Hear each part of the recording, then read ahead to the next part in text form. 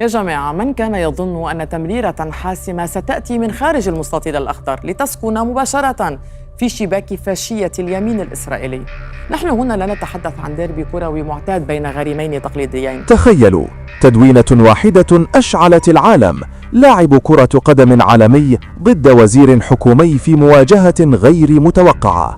حكيم زياش النجم المغربي لم يكتفي بالملعب، بل دخل المعركة السياسية مباشرة.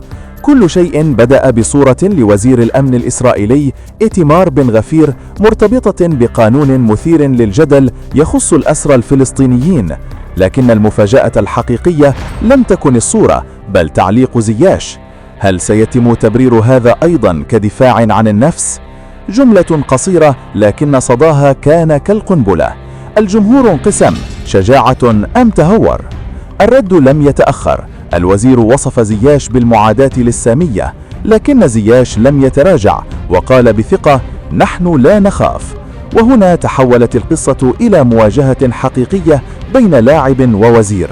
هل كانت شجاعة أم تهورا؟ وإذا أردت أن تكون أول من يعرف كل الإخبار الحصرية فاشترك في القناة وفعل الجرس.